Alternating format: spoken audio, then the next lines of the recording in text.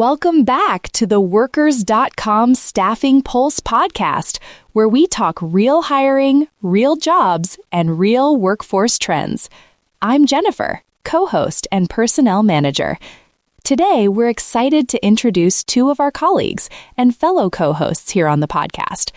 First up is Rod, a recruiting manager, bringing years of hands-on experience, market insight, and a front-row seat to what employers are really looking for. Thanks, Jennifer. Glad to be here. I'm excited to share what we're seeing in the field, including hiring trends, retention challenges, and the practical solutions that are actually working in light industrial staffing today. And I'm Sam, fellow co-host and staffing manager here at Workers.com. We're also pleased to welcome Shelbie, a recruiting coordinator, who keeps the hiring process moving and brings a strong perspective on candidate experience and day-to-day recruiting realities. Thanks, Sam. I'm excited to jump into these conversations and share perspectives from the light industrial staffing world, what we're seeing, what's changing, and what it means for candidates. With Rod and Shelbie also on board, we'll be diving deeper into hiring trends, recruiting tips, and what today's workforce really looks like. So, let's begin today's episode.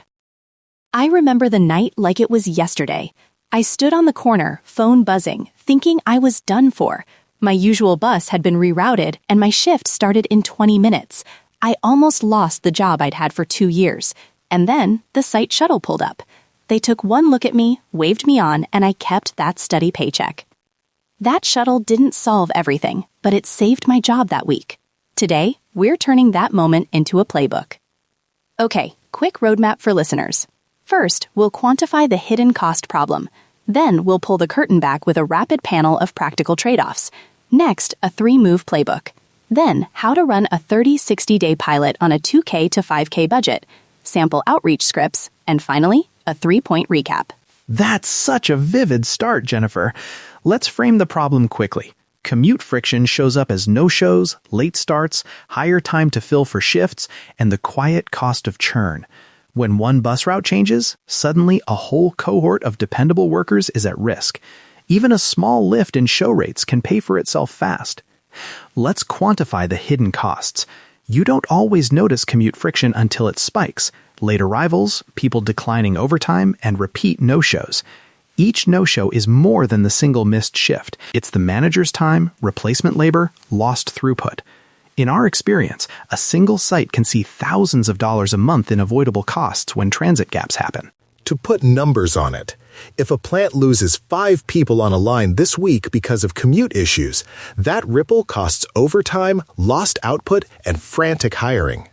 A modest pilot that lifts show rates by 10-15% on days with transportation gaps can beat a big, expensive program in ROI and speed.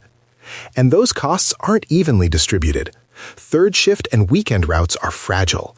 If a local bus route changes service hours, the impact is concentrated. That's why micro-pilots work. They target the fragile windows instead of trying to overhaul every commute line. And we want to be clear. This isn't about rolling out a giant corporate bus fleet.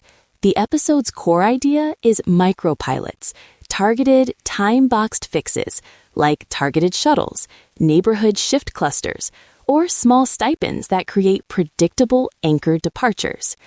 I want to bring in 3 quick frontline perspectives from our recruiter view, operation scheduling, and the worker. Sam, can you take the recruiter angle?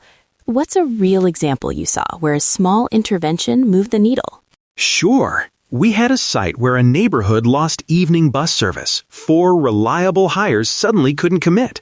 Instead of a long procurement, we set up a capped ride credit with a vetted local vendor and offered a one-time ride to the first shift. Within 2 weeks, show rates for those recruits jumped from about 60% to nearly 85% on their first 2 scheduled shifts. That alone bought trust and time to plan longer-term fixes. From scheduling, we tried neighborhood-based shift clusters.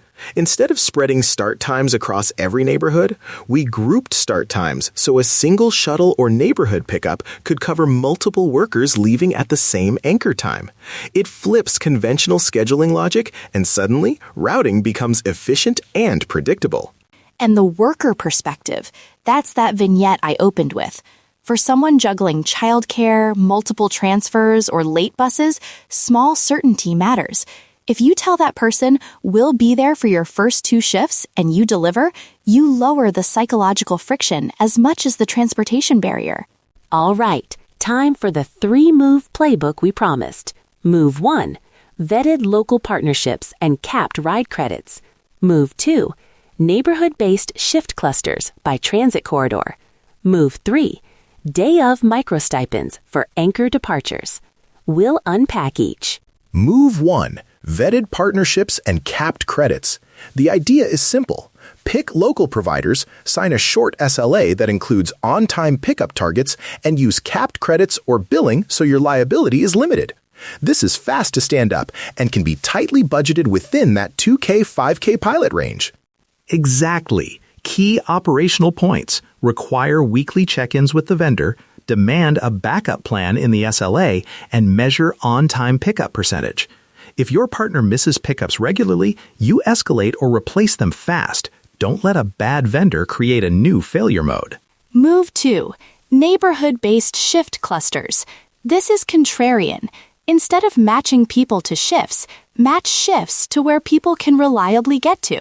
Group start times so workers from the same corridor start within a tight window, and offer a single shuttle or cluster credit that covers several folks. It reduces routing complexity and increases predictability. We tested this by rotating an evening cluster.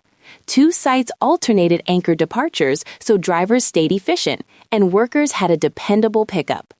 It reduced the number of no-shows and made coordinator outreach simpler because we could say, your neighborhood pickup is at 5:45 p.m. People respond to clarity. Move 3. Micro-stipends for anchor departures. This is the contrarian tactic people hesitate on because it feels like paying for attendance. But targeted, day-of stipends for predictable anchors, small amounts that create a reliable pickup pattern, can produce outsized improvements in show rates without big capital spend.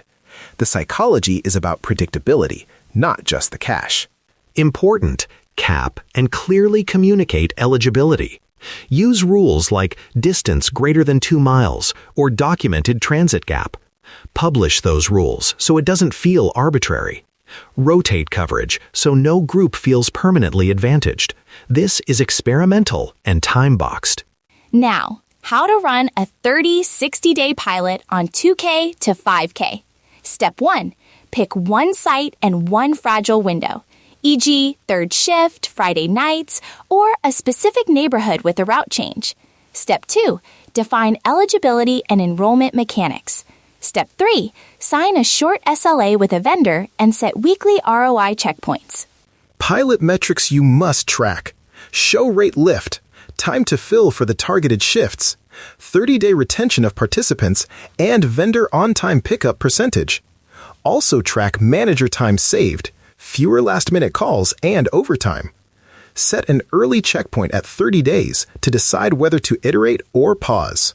Operational items require worker opt-in to avoid privacy issues, route billing through the employer or agency, and store-only pickup windows with explicit retention timelines in the SLA. Have a single coordinator owning logistics so nothing falls through cracks. Let's get tactical. Sample eligibility rules: distance greater than 2 miles from site, or documented transit gap that adds more than 30 minutes to commute. Rotate coverage monthly and limit pilot spots per neighborhood. Publish these in the enrollment email so candidates understand the experiment. And here are the sample scripts you'll want in your outreach toolkit. Worker outreach sample. We can cover a ride to your first shift this week. Would that make starting easier? Reply yes to opt-in. It's short, low friction, and opt-in centered. Recruiter script is, if transit is a barrier, we have a pilot shuttle/credit program. Can I book a one-time ride to your shift to see if it helps? That line opens the door without promising permanent support and sets expectations about piloting. Vendor SLA sample highlights: 90% on-time pickup target, backup provider identified, weekly performance report, capped monthly invoice, and data retention limit for pickup windows. Keep it lean so vendors can sign fast and you can move fast. Now, a quick word on the risks we flagged up front. Pilot costs can outpace early savings. Mitigate that by capping spend at $2K to $5K and running weekly ROI checks. Perceived unfairness? Publish simple eligibility rules and rotate coverage. Partner reliability? Require SLAs and backups. Privacy? Use opt-in and limited data retention. Before we wrap, 3 priority actions for listeners. 1. Pick one fragile window and run a time-boxed 30-60-day pilot. 2. Use clear eligibility rules and an opt-in model. 3. Measure show rate lift and 30-day retention. Pivot fast if you don't see improvement. Final quick recap of the 3 most important insights. Targeted micropilots beat one-size-fits-all solutions. Neighborhood clustering and anchor stipends change predictability. And strict metrics plus short time boxes protect budget and prove impact. This is the kind of staffing work that actually matters, making attendance dependable, keeping operations running smoothly, and helping workers stay on the job. A few smart, well-placed investments can open up your talent pool and reduce turnover. That's it for today's episode of Workers.com Staffing Pulse, Insights from the Frontline. Subscribe and follow us on Apple Podcasts, Spotify, YouTube, or your favorite podcast platform so you don't miss future episodes where we unpack results from pilots just like this. And if you run a pilot, we'd love to hear what worked and what didn't. Community feedback helps everyone. Until next time, stay informed, stay connected, and keep your finger on the staffing pulse.